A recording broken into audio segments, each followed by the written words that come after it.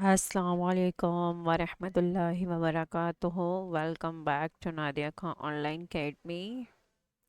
आज की video special उन स्टूडेंट्स के लिए है जिनका HRM 620 फाइनल प्रोजेक्ट है और इसकी असाइनमेंट नंबर 2 पे बात करेंगे कि how to make proposal for project. ठीक है, उससे पहले अगर आप मेरे चैनल पे नए हैं काइंडली मेरे चैनल को सब्सक्राइब कर दें।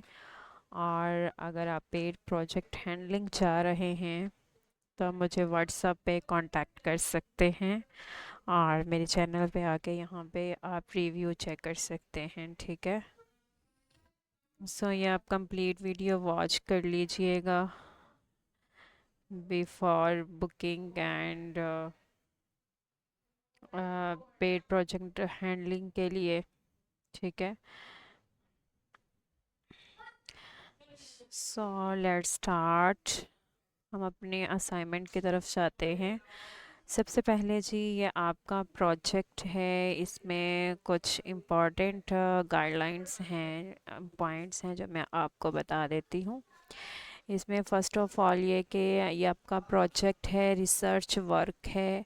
ठीक है, इसका कोई भी एग्ज़ाम नहीं होगा, ये असाइनमेंट बेस पे ओनली प्रोजेक्ट होगा आपका, जिसमें आपका प्रपोज़ल इंक्लूडेड होगा, प्रोजेक्ट इंक्लूडेड होगा और इसमें पीपीटीज इंक्लूडेड होंगी और प्लस वाइवा होगा। ठीक है, सो इसमें इस प्रोजेक्ट के मार्क्स नहीं होते, इसमें अप्रूवल और रिजेक्शन का होता है। अगर आपका प्रपोज़ल अप्रूव होता है देन ही आपको प्रोजेक्ट पे वर्किंग स्टार्ट अलाउ किया जाता है। ठीक है, अगर आपका प्रपोज़ल अप्रूव नहीं होता तो फिर आप प्रोजेक्ट पे वर्क स्टार्ट नहीं कर सकते। इसी तरह से अगर आपका प्रोजेक्ट जो है वो अप्रूव होता है तो फिर आपको वाइवे की कॉल आएगी, अदरवाइज़ कॉल नहीं आएगी। सो बी केयरफुल। अगर आपने इस प्रोजेक्ट को पास करना है तो आपने अपने सुपरवाइज़र की इंस्ट्रक्शंस को कंप्लीटली फॉलो करना है और फॉर्मेट के अकॉर्डिंगली ही आप अपनी प्रपोज़ल प्रोजेक्ट प्रिपेयर करेंगे। और इसकी कोई भी असाइनमेंट जो है वो आप स्किप नहीं कर सकते। ठीक है, और इसमें ये है कि आपको जो फॉर्मेट गिवन है उसी फॉर्मेट के अकॉर्डिंगली ही अपनी असाइनमेंट बनानी है। और सबसे पहले प्रपोज़ल बनाने के लिए आपको टॉपिक सिलेक्शन करनी है। ठीक है, टॉपिक सिलेक्शन के लिए आपके पास लिस्ट ऑफ टॉपिक्स भी प्रोवाइडेड हैं जो कि आप डाउनलोड सेक्शन से डाउनलोड कर सकते हैं LMS से। ठीक है, ये आपके पास लिस्ट ऑफ टॉपिक्स हैं। इसके अलावा जिनके सुपरवाइज़र्स जो हैं वो डॉक्टर नरीन ज़हरा हैं, उन्होंने आपको ईमेल की है कि आप इन्हीं टॉपिक में से जो है वो टॉपिक सेलेक्ट करें। ठीक है, इसमें आपके पास काफ़ी ज़्यादा टॉपिक शो हो रहे होंगे। इसमें आपने अपनी चॉइस के अकॉर्डिंगली, अपने एरिया ऑफ इंटरेस्ट के अकॉर्डिंगली जो है वो टॉपिक सेलेक्ट करना है।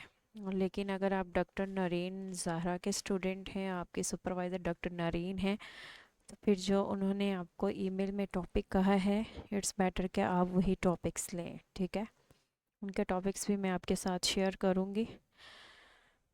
लेकिन first of all topic selection का रूल क्या है ये मैं आपको बता देती हूँ। सबसे पहले आपका जो भी स्पेशलाइजेशन एरिया है उसके अकॉर्डिंगली आप टॉपिक सेलेक्ट करें।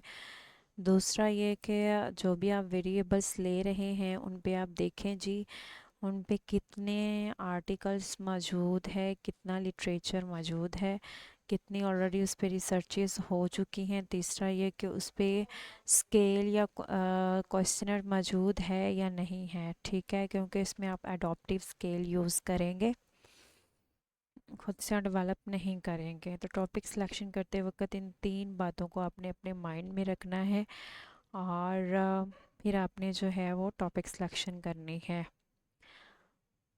अच्छा, अब हम उन टॉपिक्स को डिस्कस कर लेते हैं जो डॉक्टर नरीन ज़हरा के सुपरवाइज़र हैं।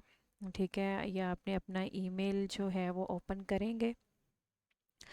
ठीक है, तो उस ईमेल में आपने मैम ने जो है वो आपको कुछ टॉपिक्स दिए होंगे, ये देखें, जिसमें वो उन्होंने आपको डिपेंडेंट वेरिएबल और इंडिपेंडेंट वेरिएबल का बताया है।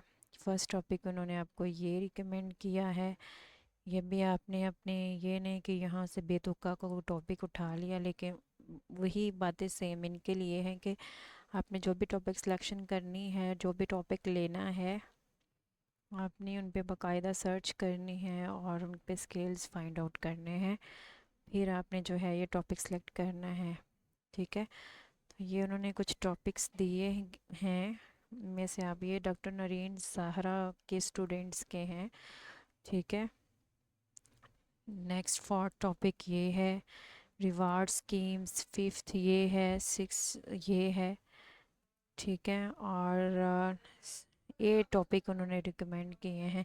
इसके अलावा भी आप ले सकते हैं, लेकिन ये है कि आपका टॉपिक जो है वो यूनिक होना चाहिए। ठीक है, तो टॉपिक यूनिक हो आपका, और अगर आप इसमें से सिलेक्ट करते हैं तो उसमें आप देख लीजिएगा कि इस पे कितनी रिसर्चेज हो चुकी हैं, इस पे क्वेश्चन अवेलेबल हैं या नहीं है, फिर आप ये टॉपिक जो है वो ले सकते हैं।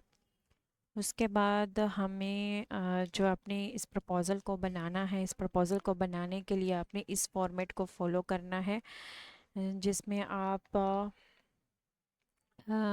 वर्ड डॉक्यूमेंट में ये फ़ाइल बनाएंगे।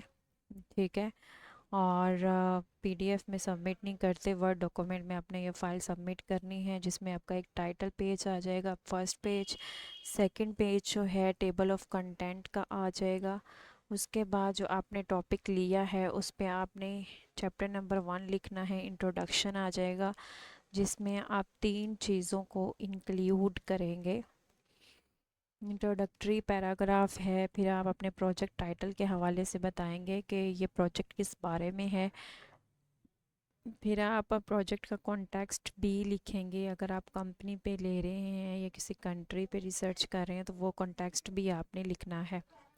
नेक्स्ट आपने रैशनल ऑफ द प्रोजेक्ट लिखना है। रैशनल ऑफ द प्रोजेक्ट से मुराद ये है कि why are you taking this topic, आपने जस्टिफाई करना है कि आप ये टॉपिक जो है वो क्यों ले रहे हैं। इसके अलावा आपने बैकग्राउंड इसमें लिखना है और रैशनल ऑफ रिसर्च लिखने हैं। ठीक है, नेक्स्ट आप लिखेंगे problem statement and research questions. ठीक है, प्रॉब्लम स्टेटमेंट में आप ये डिफ़ाइन करेंगे अपनी प्रॉब्लम को, जो भी अपने वेरिएबल्स लिए हैं, जो भी हमने टॉपिक लिया है, उसको एक पैराग्राफ में आप स्टेट कर दें। नेक्स्ट आपने उस पर रिसर्च क्वेश्चंस भी बनाने हैं, और ऑब्जेक्टिव्स आप 2 से 3 बना लें जो कि मेजरेबल हों, अचीवेबल हों, और एक्शन वर्ब को यूज़ करते हुए आप ऑब्जेक्टिव्स बनाएंगे और उन्हीं के बेस पे आप रिसर्च क्वेश्चंस और हाइपोथेसिस डेवलप करेंगे।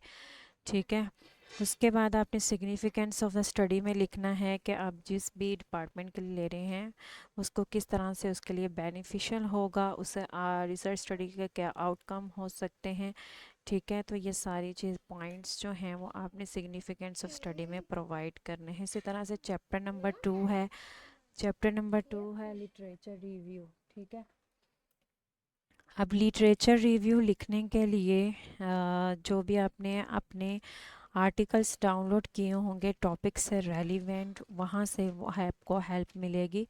फॉर एग्ज़ाम्पल आपने क्या करना है, यहाँ पे हमने कोई टॉपिक लिया, job burnout on employ performance. ठीक है, तो गूगल स्कॉलर पे जाके आपने जो भी वेरिएबल्स लेने हैं उस पर बाकायदा रिसर्च करें, और उससे रेलिवेंट जो भी आपको आर्टिकल्स मिल रहे हैं उनको आपने डाउनलोड कर लेना है, और उनको आपने देखना है लिटरेचर क्या कहता है। कॉपी पेस्ट करेंगे तो आपका बिल्कुल भी एक्सेप्ट नहीं होगा। ठीक है, और अगर आप चैट जीपीटी यूज़ करेंगे तो रिजेक्ट होगा आपका प्रपोजल।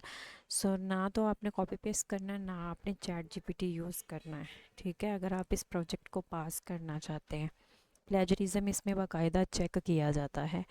ठीक है, सो इसमें आप लिटरेचर लिख सकते हैं। लिटरेचर आप कोई 3 से 4 पेजेस का लिखेंगे। लिटरेचर के साथ साथ आपके जो वेरिएबल्स हैं, डिपेंडेंट वेरिएबल और इंडिपेंडेंट वेरिएबल को भी आपने मेंशन करना है। डिपेंडेंट वेरिएबल और इंडिपेंडेंट वेरिएबल का थ्योरेटिकल फ्रेमवर्क भी आप प्रोवाइड करेंगे। ठीक है, तो ये आपका चैप्टर नंबर 2 में लिटरेचर रिव्यू आएगा, जिसमें आप 3 से 4 पेजेस का लिटरेचर रिव्यू लिख सकते हैं और थ्योरेटिकल फ्रेमवर्क भी प्रोवाइड करेंगे। उसके बाद चैप्टर नंबर 3 में मेथोडोलॉजी आपने लिखनी है। नेचर ऑफ रिसर्च में आप लिखेंगे कि आपकी रिसर्च जो है वो कौन सी होगी। ठीक है, उसके बाद टाइप ऑफ रिसर्च में आपने बताना है आपकी रिसर्च क्वांटिटेटिव होगी या क्वालिटेटिव होगी, और आपने जस्टिफाई भी करना है कि आपने क्यों इसको क्वांटिटेटिव कहा, क्यों आपने इसको क्वालिटेटिव कहा।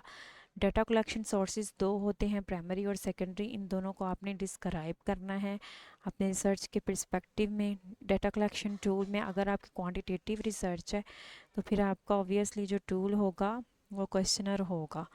ठीक है, और क्यों आपने ये टूल सेलेक्ट किया इसको भी आपने जस्टिफाई करना है, और क्वेश्चनर आपने साथ अटैच करने हैं। ठीक है, उसके बाद सैम्पलिंग फ्रेम में आपने टारगेट पॉपुलेशन क्या, यूनिट ऑफ एनालिसिस क्या। यूनिट ऑफ एनालिसिस से मुराद ये है कि आप के जो रिसर्च है वो किस पे हो गया, आप इंडिविजुअली बेस है या ग्रुप या किसी ऑर्गेनाइजेशन पे कर रहे हैं। ठीक है, सैम्पल साइज़ क्या है, कितना लेंगे, कौन सी सैम्पलिंग फ्रेम आप यूज़ करेंगे, सैम्पलिंग तकनीक यूज़ करेंगे और क्यों यूज़ करेंगे, ये सारी चीज़ें जो हैं वो आपने सैम्पलिंग फ्रेम और पार्टिसिपेंट्स में बतानी है।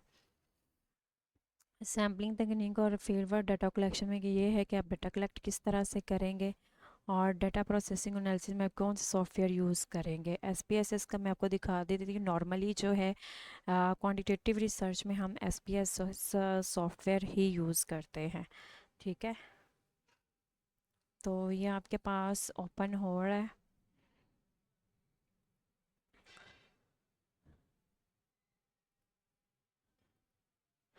ये देखें जी, ये इस तरह से जो है वो आपका इंटरफेस होता है एसपीएसएस का। ठीक है, जिसमें आप जेंडर बताते हैं, मेल और फीमेल, उनको नंबरिंग कोडिंग साइन करते हैं, एज, फिर जो तो जो भी वेरिएबल्स हैं वो आप लिखते जाते हैं और यहाँ पे आपको डाटा व्यू में शो हो जाता है। ठीक है, ये था आपका एसपीएसएस सॉफ्टवेयर। और नेक्स्ट जो है ये सॉफ्टवेयर भी आपके पास होना ज़रूरी है, और लास्ट पे अपने रेफरेंसेस देने और अगेन मैं रिपीट कर रही हूँ कि अगर आप कॉपी पेस्ट करेंगे तो आपका जो वर्क है वो रिजेक्ट होगा, अगर आप चैट जीपीटी यूज़ करेंगे तो रिजेक्ट, क्योंकि ये एचआरएम का प्रोजेक्ट है और इसमें स्ट्रिक्टली जो है वो प्लेजरिज्म को देखा जाता है, चेक किया जाता है, और आल्सो जो है वो देखा जाता है कि आपका टॉपिक ठीक है, वैलिड है, और दूसरा ये कि आपका जो आपने जो प्रपोज़ल बनाया है वो अकॉर्डिंग टू इंस्ट्रक्शंस है या नहीं है, अकॉर्डिंग टू फॉर्मेट है या नहीं है। अगर आप